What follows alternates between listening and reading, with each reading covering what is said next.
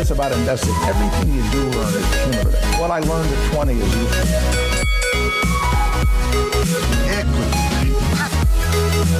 Welcome to Super Saturdays, an Equity Mates Media series on superannuation, proudly brought to you by Superhero, who are now disrupting traditional superannuation on their platform. With recent government changes to super legislation here in Australia, $100 billion of Australians' money is in underperforming super products, and a lot of people are feeling a little in the dark when it comes to their super. Equity Mates Media, in partnership with Superhero, are going to shine a light on the super industry with the aim of making Australians wake up and take control of their super. Over 3 Saturdays and 4 different podcasts, we'll be bringing you all the information you need to help you take more control.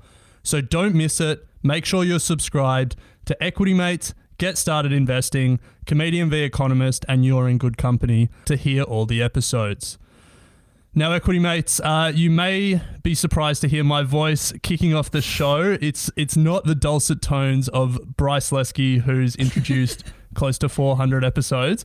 And that's because we're here for the very first Equity Mates Media crossover episode. We've kicked Bryce out of the studio. I finally got my way, and I'm joined by Adam from Comedian v Economist and Sophie from You're in Good Company. Adam and Sophie, welcome to the very first crossover episode. Thank you, Alec. Great to be here. Exciting to be part of, dare I say, the A-team with finally those pesky co-hosts out of the way. We can crack on with some quality content. And Sophie, thanks for joining us as well. I assume, just like Adam, you are the A-team in the You're in Good Company podcast team? Well, yes, probably. I would say so. And I'll use your adjective this morning, Alec, and say I'm very excited to be here. So in this episode, we're going to talk about how we look at superannuation. We're going to frame the problem of Australians' attitude to superannuation, and we're going to finish with some tips and tricks on how every Australian can think about their super. So Sophie and Adam, let's kick it off by getting a little personal and talking about how we think about super. I think the headline for most Australians is not enough. Not enough thought goes into super. So Sophie, let's start with you. How do you think about super? To be honest, I am probably in that category of people that aren't thinking about their superannuation enough. And I've only just started really thinking about it. But once I actually started looking into it a bit more, I was like, oh, like this like matters a lot. And Adam, for you, we had you on Get Started Investing earlier this year, and if memory serves, you tried to day trade your super or something at one stage. I wouldn't advise it, Alec. Especially most super funds have got some sort of delay. My super fund had a 2-day delay in between changing your options and that coming into effect. So I certainly wouldn't advise trying to day trade your super. But I now love super, so I'm in my 40s now. Fair to say that wasn't always the case when I was younger. In my 20s, wasn't thinking a great deal about super.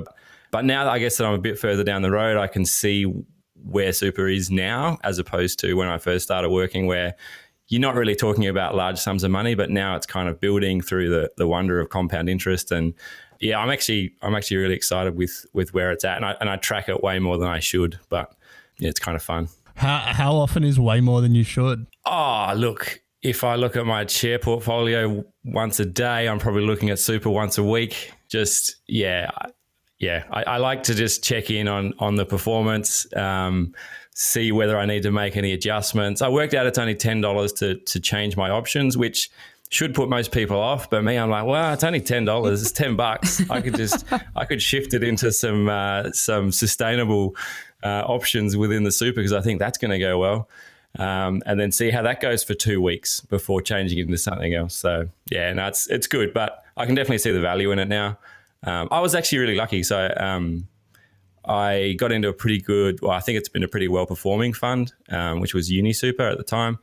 because I used to work for a university. And to start with, we were putting in 21% of my salary into super, which is enormous in the scheme of things, until I found out it was only... Yeah, wow. We were only obliged to put in 14%. So I'm like, well, I'm taking that 7% back. But for a while there, yeah, it was going great guns. Yeah, nice. I mean, I'm definitely in the same boat as you, Sophie. I haven't thought about it enough. And in preparing for this episode and this super series, I had to take a long, hard look at myself at times and wonder why I hadn't put more thought into it. I mean, I didn't even know the fees I was paying. I've hosted an investing podcast for 4.5 years. Our number one policy here at Equity Mates is that we hate fees. And yet when it comes to super, I was in the dark. I think it's because people don't think of it early on as an investment. It's almost like, because it's mandatory, because people feel like you kind of, it's guaranteed, it's a government initiative that you have to do. It's almost like paying tax. People look at it like, oh, I've just got this money that comes out of my pay that goes into this super fund. It goes into this thing called super. I don't even really think about what that is. Whereas if you say, hey, you got some money, you should invest it, then people go, oh, okay, I'm going to have a think about where I'm going to put that money, where I'm going to invest it, what companies I might buy. Maybe I'll buy some ETFs. And then you take that interest. Whereas super, I think people just kind of get passive about it and they're like, well, it's just this thing I have to pay. I guess I've got too much to think about already, so I'll just pay whatever I need to pay into super, almost like a tax or a bill of some kind, and then they don't really think about it anymore after that. But yeah, it's definitely worth paying attention to now. Now, the other side of it is people don't seem to think about it enough when they have an account and when they're working and putting money into it. But the choice of super account is also super important. Nice. And yeah, well, Adam, you're the comedian, but I'm trying here. So we'll get into some of the numbers and I guess the problem of super and why Australians need to wake up. But before we do, I just want to know how you guys chose your super fund. Now, you don't have to name which fund you're with or anything like that. But I'd be interested to know if there was thought or it was just a default, whatever my employer or whatever my parents suggest. I just went with whatever my employer at the time had available. It was the one that they were using.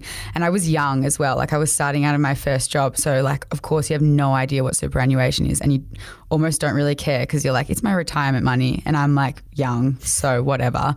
So I know I should care a lot more. But no, I just went with whatever my employer had. And it's actually a pretty okay fund. So I've just stuck with it thus far, but probably do need to do a little bit of research and see if it's actually the right one for me. And how about you, Adam? What the Mr. Day Trader himself, I'm sure there's been. I've got 15 super funds. I just shift money around between them. No, I haven't. So yeah, I know back in the early days, you didn't kind of get a choice. It was just you would get signed up to the default super fund of your employer.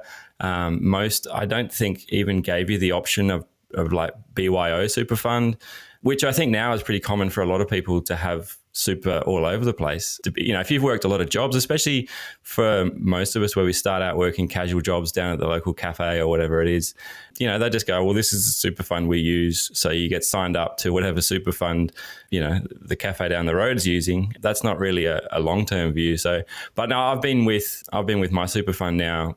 The main one, I guess, I consolidated into Uni Super when I was working at a university, which is an industry super fund. And so I've been with them now for quite a long time, made sure that I pulled all my other funds into that one and consolidated them to save on fees. But yeah, that's where mine is still at the moment. So you've mentioned a couple of things there that we'll want to get into in terms of how you can optimize your super, whoever you're with. But look, this whole Super Saturday series is all about waking Australians up and getting them to think about their super. For most people, it's going to be your largest asset class or maybe your second largest, depending on your house. But it's so important and people don't think about it. We've partnered with Superhero, who are looking to disrupt the superannuation industry. And if you've ever heard their founder, John, speak about super, you'll realize how much he cares about Australians, I guess, waking up. So here's some of the stats that we've been able to pull. And I think, Adam and Sophie, if we just have a chat about them, and I'll ask you some questions as we go to give you an idea of the size of the super pool. $3.1 trillion in superannuation assets. And over the 12 months from March 2020 to March 2021, there was a 13.9% increase in the value of total superannuation assets. I think it's important just to pause there for a second and think about the size of this asset pool and how quickly it's growing. It's pretty phenomenal. I mean, super funds put in a bid to buy Sydney Airport earlier this month. They are buying everything from, electricity assets in Australia to, highways overseas and everything in between. It's such a big pool of money, and for 90% of households, super in the family home are the main assets that support their retirement, and yet we don't think about it. I guess then the follow-on is, with such a big pool of assets, there's heaps of fees. So $30 billion was paid in super fees last year alone.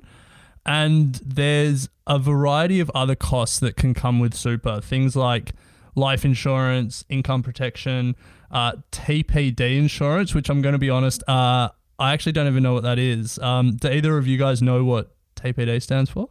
It's temporary and permanent disability, I believe.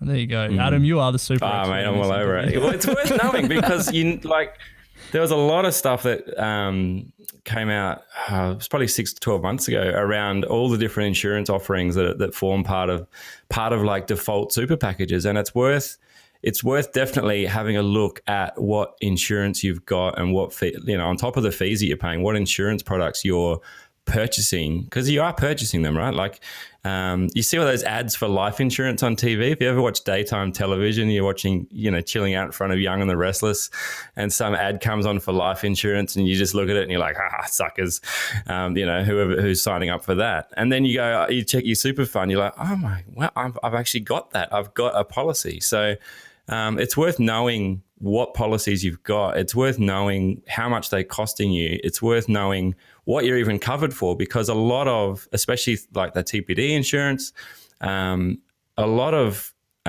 people don't realize exactly what's covered and what isn't covered. People, there's one I think is income protection is the big one, where people assume they've got income protection insurance, and I think we saw it a lot with COVID. Was people were out of work because of COVID. They went to the insurers and said, I'm here to cash in my income protection insurance. And they're like, no, that's not covered as part of the policy. So you really want to understand, I think, read the product disclosure statement or whatever information you can get your hands on to really understand what you are covered for and what you're not covered for, because you're paying for it. It's your money.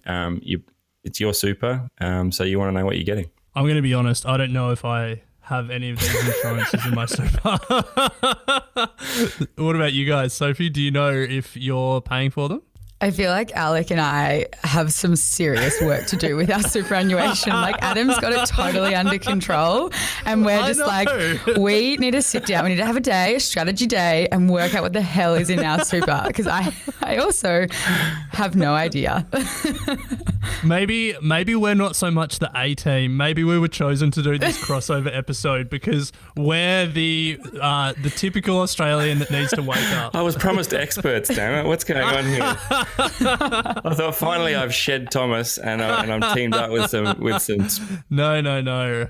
Adam, you were the expert. Little did you know that you were the expert. We're in trouble. In any scenario where anyone says, Adam, you're the expert, then this ship is sinking. So I guess if we put a bow on the fees, $30 billion in super fees, a whole raft of potential insurances which may be useful or may not be useful.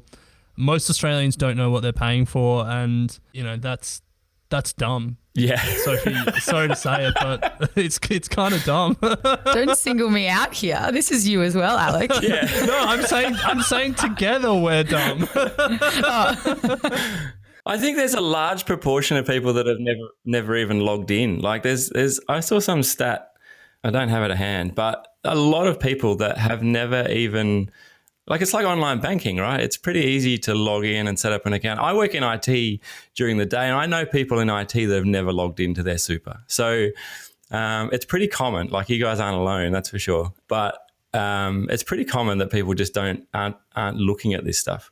So we've touched on the size of the super pool and the amount in fees that Australians are paying every year, but that's not the only reason that Australians need to wake up.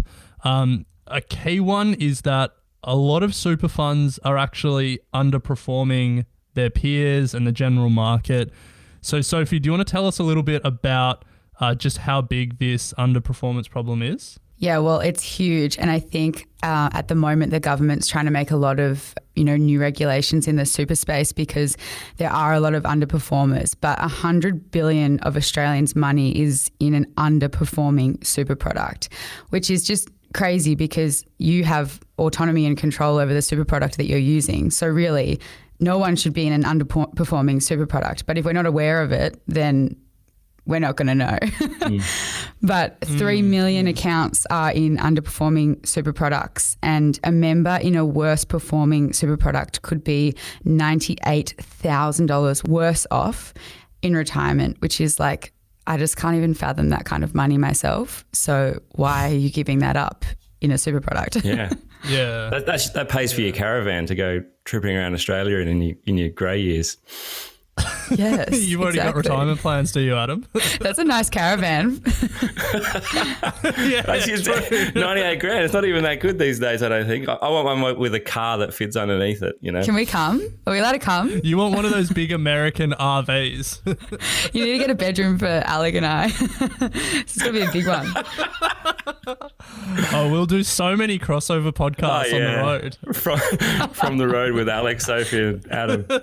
But look, I think that if we go back to this issue of underperformance, I think what you said there, Sophie, the fact that we're all choosing our super funds, or we all have the choice, and yet 3 million accounts are underperforming, it's pretty stark, and it just shows, I guess, I'm going to use the tagline again, but it shows why Australians need to wake up. Can you imagine if you, let's say, because it's just a managed fund, right? And so you guys are well aware of managed funds, but if you went to your fund manager and you're like, all right, hit me, how'd we go this year? And he was like, we did 0.1%.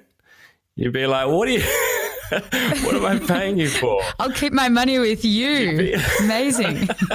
You would dare I say, you'd be outraged, wouldn't you? If your fund manager came back with numbers like that. And yet I think that's what's happening in a lot of these super funds is they're just they're taking fees. They know that people are not paying a lot of attention and they're just kind of going, this is where we landed this year. We didn't do too good, but no one really asked any questions. So we'll just carry on. But I think if you start thinking about super as a managed fund with someone in control of it, and that person can be, you can really influence that now. And so think of it like that rather than this sort of pool of money that you pay. Do you guys know the annual performance of your super funds currently? Oh, I never asked that, Sophie. Adam should know. Alec, you're excused. No, I actually do know. And I want to give a shout out to the government's new website that we can touch on now, but we'll expand on later.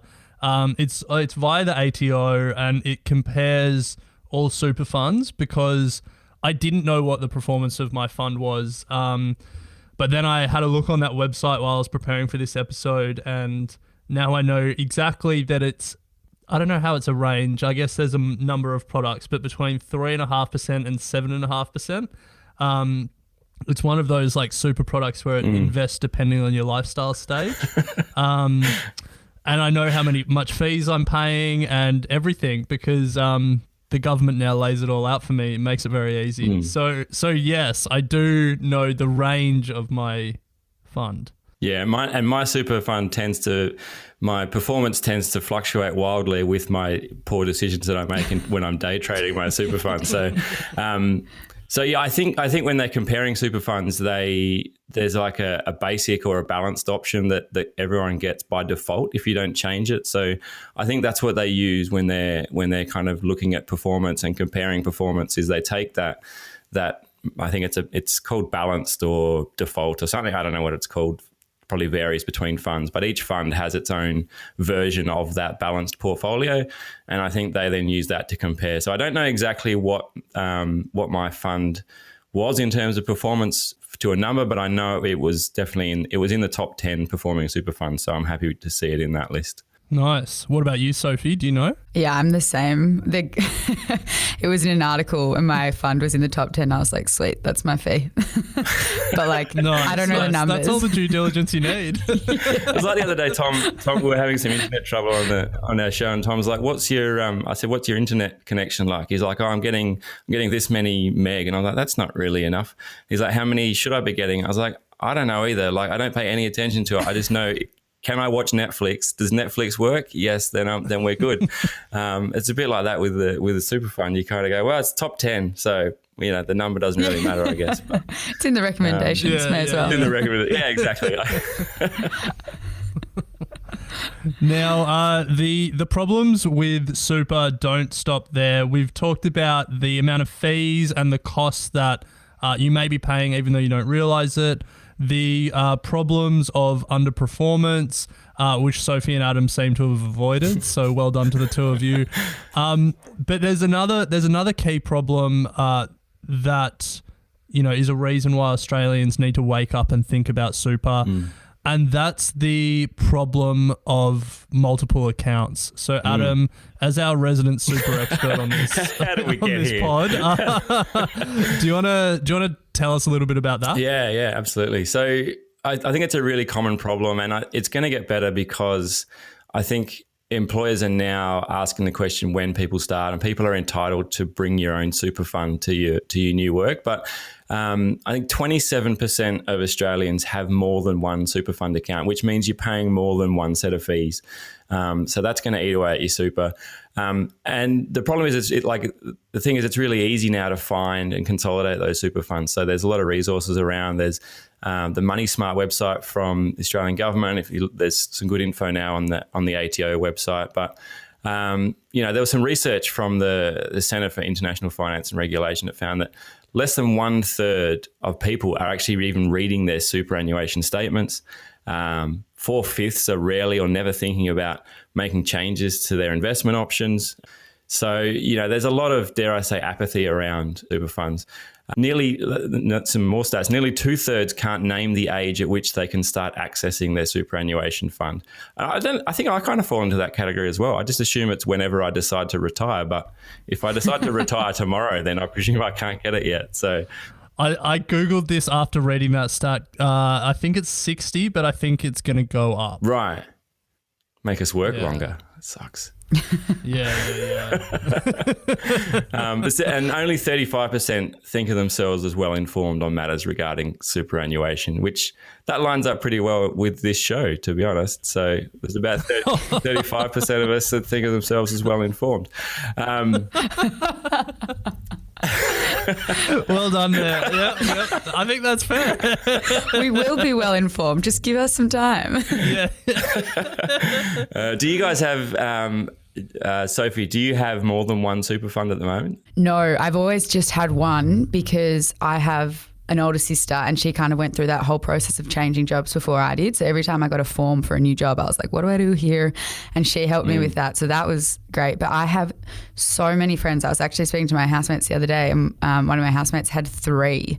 That means you're paying 3 fees. So he consolidated, but he said it was super easy. I mean, these days you just go onto MyGov and into the ATO website and everything's linked to your TFN. So it's super easy. But yeah, imagine paying it's like paying, 3 fees for the same thing. It's stupid. To answer your question, Adam, I did, but now I don't. But I think the thing around multiple fees and multiple sets of insurance is you just don't realize it. The money, it's not in your bank account, so you don't feel the fees going out. it's not real money in some ways in people's mind. It's this mystical future money that other people are managing. It's future Alec's problem. Yeah. And I think if we can achieve one thing through this episode, through the other episodes in this Super Saturday series, is stop thinking about it as future money, because it's fees that you're paying today and insurance costs that you're paying today. Yeah, and with compounding interest on, and any investment, if you can take even if they're relatively small fees now, that can make, as you mentioned earlier, Sophie, $98,000 difference at the end of the day. So definitely worth having a think about. And this is exactly why the government made it mandatory, I think, because people in their 20s and 30s kind of not really thinking about the long term early on. You just kind of, you're living and partying and spending. And it's only when you start to get a bit older, you go, maybe I need to think about what I'm going to do in retirement. So yeah, I think that's why it's a good thing that super exists. But you still want to you want to keep that money for yourself. You don't want to be paying it out in fees if you don't have to. Now, over the course of this series, we'll be unpacking different elements of super. On Comedian v Economist, Adam and Thomas will be talking about the macroeconomic big picture. They'll be talking about recent legislative changes and what it all means. On You're in Good Company, Sophie and Maddie will be talking about taking control of your own super, and they'll be interviewing Rachel from Superhero to discuss their new platform and why Superhero are so passionate about super. Bryce and I will be doing something similar, talking about tips and tricks around your super, regardless of your strategy, passive, self-managed, whatever you want, all with the aim of giving you a number of tools and a number of different, actions to think about to help you wake up and take control of your super. So we're not going to cover everything in this episode, but we do want to, touch some high-level tips and tricks for everyone to think about. So Adam and Sophie, if we get to that, there's no one-size-fits-all strategy when it comes to super. Everyone needs to make their own decision based on their age, how comfortable they are taking investment risk, how long they have before they retire. It's a very personal decision.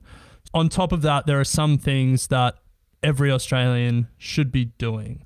So let's go around the table and talk about some of the things that every Australian, regardless of their super strategy, regardless of their stage of life, should be doing.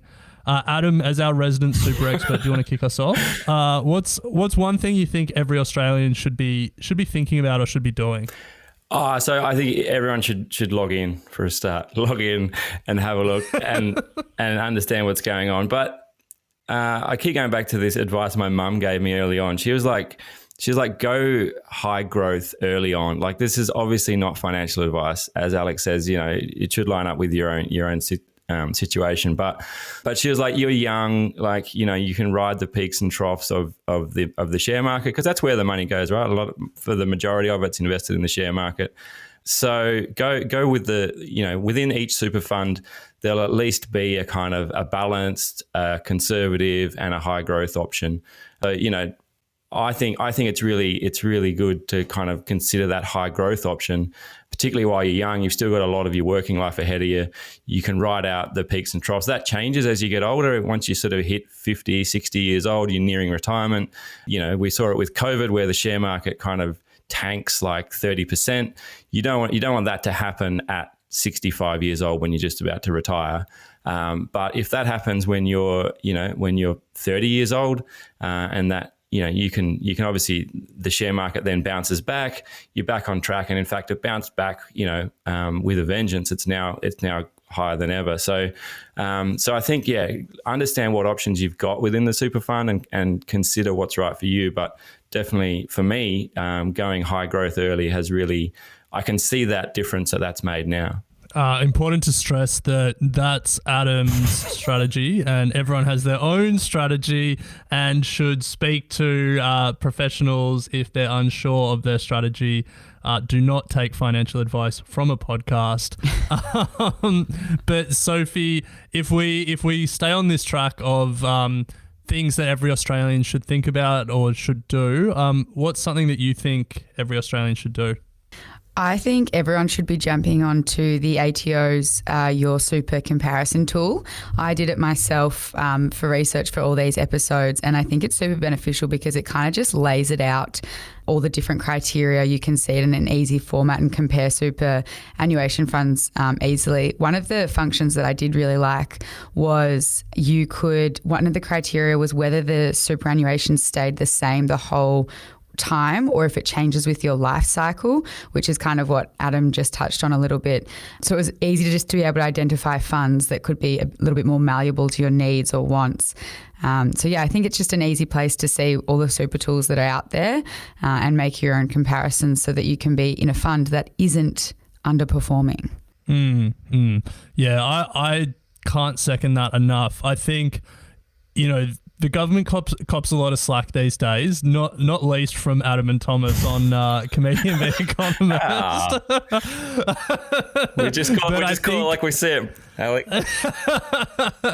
But I think these recent changes around transparency of super funds and the reporting tools that they've created are really good and really help Australians get a grasp of where their money is being invested and how that compares both in terms of performance and in terms of fees. So definitely second that one. Go and check it out. There's so many more options these days in terms of what you can do within your fund. So, obviously you want to compare funds and see what you've got, but depending on your appetite for involvement, like if you enjoy, investing and you enjoy kind of, looking at the share market and stuff like that, there's some really interesting options coming out now. I think one super fund I looked at had 145 ETFs that you could choose from to build your portfolio within your super fund. So the level of control these days is kind of, it's really changing, and you can, if you want to, you can be more involved and take an interest. Well, let's put a pin in that comment, Okay. Adam, because I think Superhero's offering will blow that 145 Really? ETFs out of the water. Ooh. Yeah. But I think if we just continue on this track of what every Australian should think about, for me, we can't go past low fees. Whatever strategy you're paying for, whatever stage of life you're at, if there's one constant rule, it's don't overpay in fees. And we've said this time and time again on Equity Mates. I'm sure you guys have said it on your shows as well, but small fees over time can make a big difference in returns. And this isn't related to super, but this is a bit of maths that Bryce and I did. I can't remember. I think it was for our book. Shout out, go and pre-order our book if you haven't already. Sweet plug. Yeah. Yeah. You got to get that plug in. You have a book, Alec? But this, it really demonstrates the difference fees can make over time. So Warren Buffett's company, Berkshire Hathaway, he took it over in 1965. And if you bought $1,000 of Berkshire Hathaway in 1965, by 2019 you'd have $27 million. Not bad. Whoa. Wow.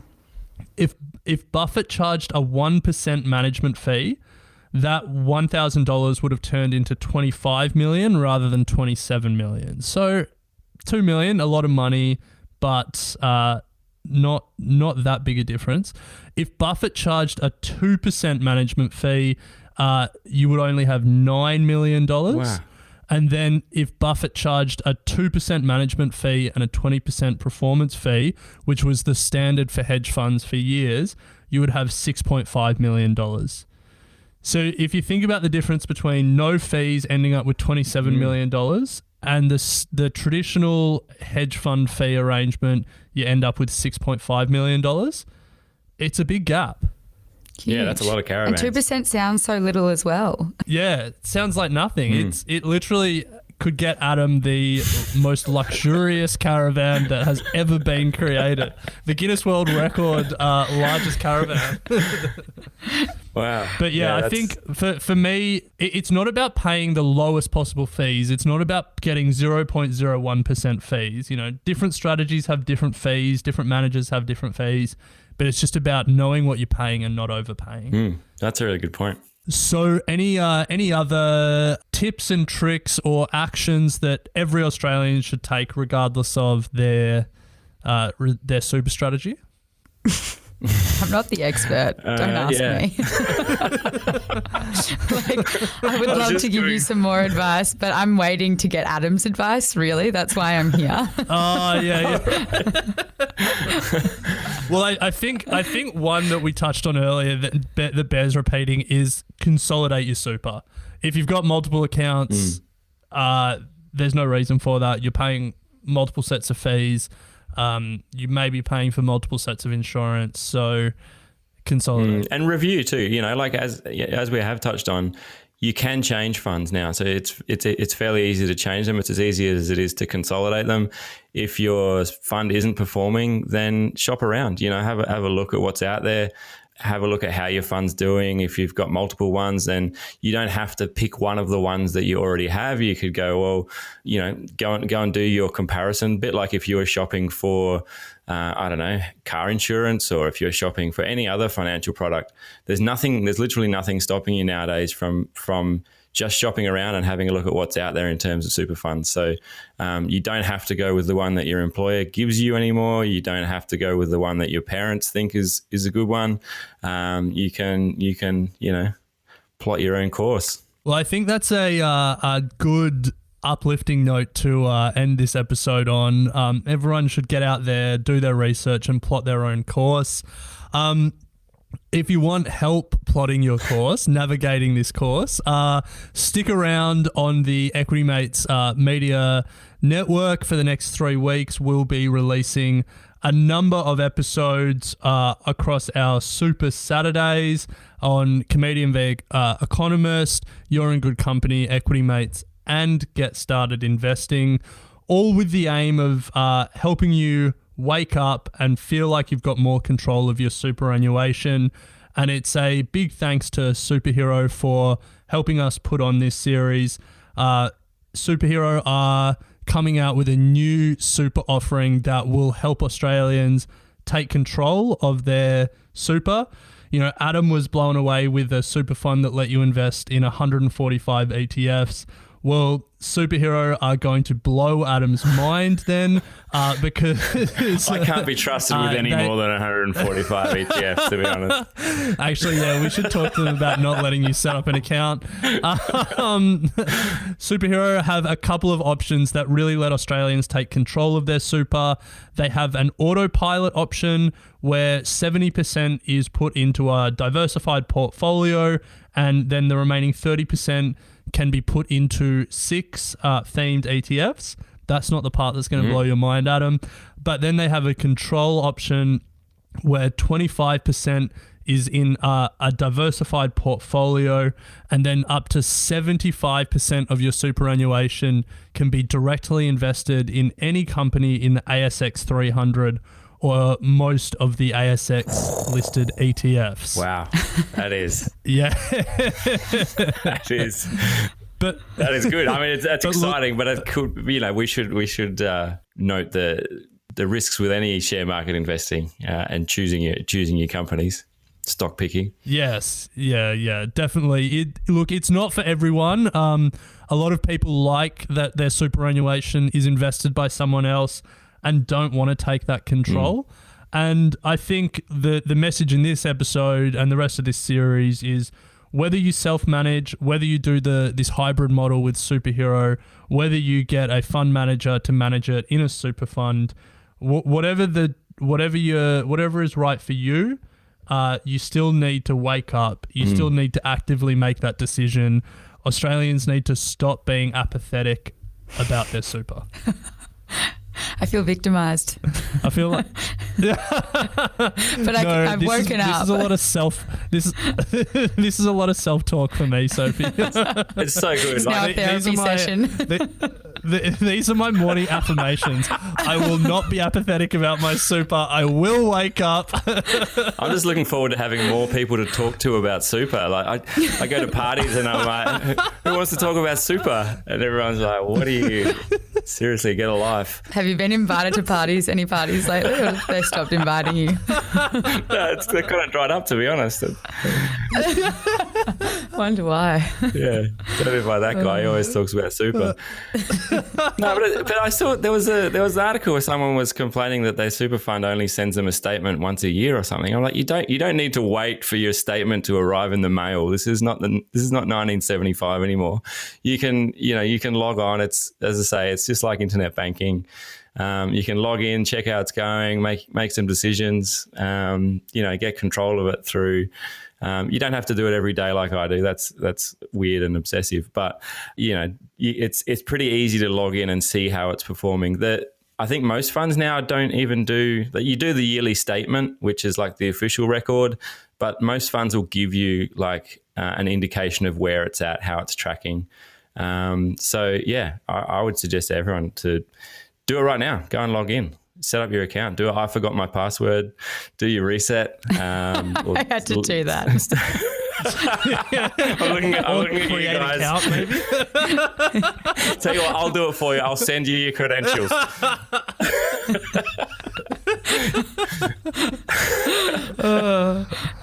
All right. Well, look, hopefully if you're like Adam and you care way too much about super, you've got something out of this episode. Or if you're like Sophie and I and waking up for the first time, you're going to that, forgot your password, logging on and starting to think about it. But yeah, look, over the next 3 weeks, tune in to Comedian v Economist with Adam. You're in good company with Sophie and Equity Mates, and Get Started Investing with myself as we continue unpacking this world of super, all thanks to Superhero. Adam, Sophie, thanks for joining us. I think we can officially say that we are the A-team of our respective shows, and we forever hold the honour of doing the first Equity Mates crossover episode. Thank you, Alec. Thank you, Sophie. This is unfortunately this has spoiled it now. Now I've got to go back to Thomas and get back to Comedian versus Economist.